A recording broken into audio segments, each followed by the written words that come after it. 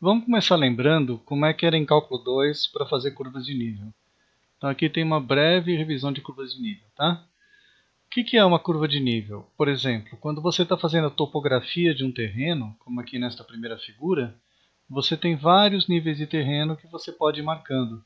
Aí olhando de cima, a gente tem uma noção de qual terreno está mais alto e qual está mais baixo, dependendo do tipo de cor que você está associando.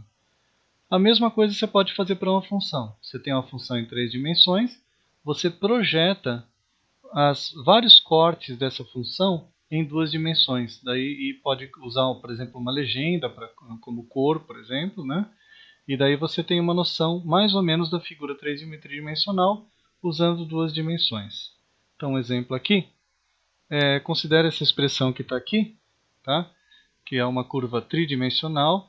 Você pode fazer cortes, escolhe, por exemplo, uma altura, z igual a 3, faz um corte. O que você vai enxergar?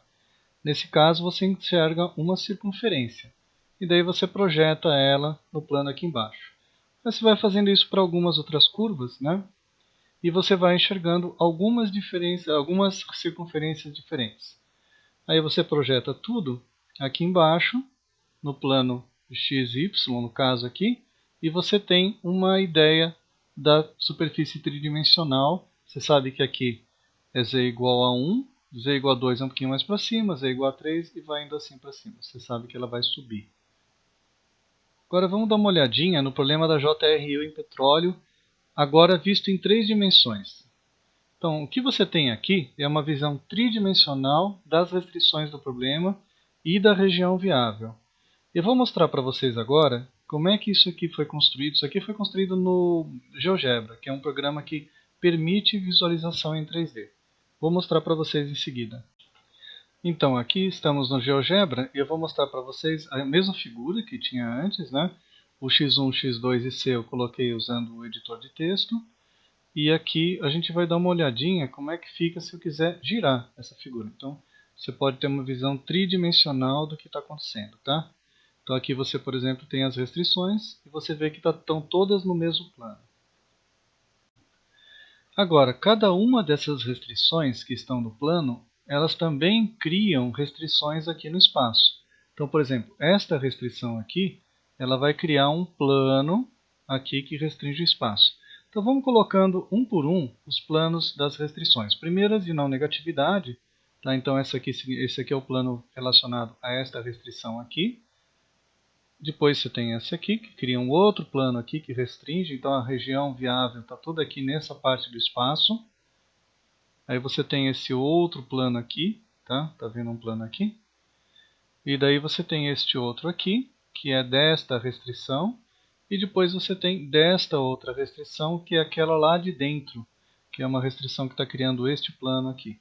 Está ficando um pouco confuso, mas com rotação vocês vão ver que dá para enxergar um pouco melhor. Depois você tem esse plano aqui do 9000 e tem o plano do 6000. Então vamos rodar um pouquinho para tentar enxergar como é que esses planos estão funcionando, né? Eles vão criar, se você olhar aqui dentro, ó, eles estão criando bem a região viável. Então a região viável ela é restrita a esses planos aqui. Não sei se dá para enxergar um pouquinho melhor. Tá. Então aqui você está enxergando a região viável. Voltando agora para a representação que a gente tinha no início, eu vou adicionar nesse gráfico o gráfico da função objetivo, que é minimizar o custo. Você tem o custo dado por 20 vezes x1 mais 15 vezes x2. Então eu vou colocando aqui, deu esse plano vermelho aqui. Tá? Vamos dar uma olhadinha nele como é que ele funciona. Tá? Quanto mais petróleo eu comprar da Arábia Saudita e da Venezuela, mais custos eu vou ter. Tá? Então esse plano aqui mostra isso. Só que esse plano está restrito, dá para ver aqui de dentro. Vamos tentar olhar aqui. Ó. Ele está restrito a essa região aqui. O plano, na verdade, ele cresce mais para cá. Mas ele está restrito a essa região viável. Então a gente tem que achar o máximo ou o mínimo disso. Tá? Agora eu vou voltar aos slides do PowerPoint e a gente continua de lá. Estamos de volta aos slides. Então você tem aqui a região viável com as restrições. E se você colocar agora os planos, ela fica assim. Tá? Isso a gente já viu rodado lá no GeoGebra, ficou um pouco mais fácil de enxergar. Depois, você tem que desenhar a função objetivo, que vai ser um plano no espaço, e o plano vai ser limitado pelos planos das restrições. Então, esse negócio vermelho aqui, né? E lembra que o plano é restrito. Agora sim, não tem que ficar assustado. Vocês não vão fazer uma coisa tridimensional. A gente pode fazer uma coisa mais simples. Então, o que a gente vai fazer? A gente vai utilizar as curvas de nível. Curva de nível é semelhante a se você passasse uma katana na altura certa desse plano. Se você cortar esse plano, imagina você cortando esse plano aqui à altura certas. O que você vai projetar aqui embaixo? Você vai projetar retas. Se você cortar um plano, você consegue retas. E é isso que a gente vai fazer a seguir. Então dá uma olhadinha aqui. A gente tem o plano x1, x2 e a gente vai jogar um valor para a curva de nível. Então você tem que jogar um valor para o custo C. Então vamos começar com 100 mil. Se você colocar 100 mil, você vai ter C é igual a 20x1 mais 15x2. E isso aqui é basicamente a equação de uma reta, que você pode desenhar aqui. Então vamos lá de novo. Coloca x1 é igual a zero, x2 vai dar 6.667, e quando x2 é igual a zero, o x1 vai dar 5.000. Aí você vai e faz um desenho dessa reta aqui. O que significa isso aqui?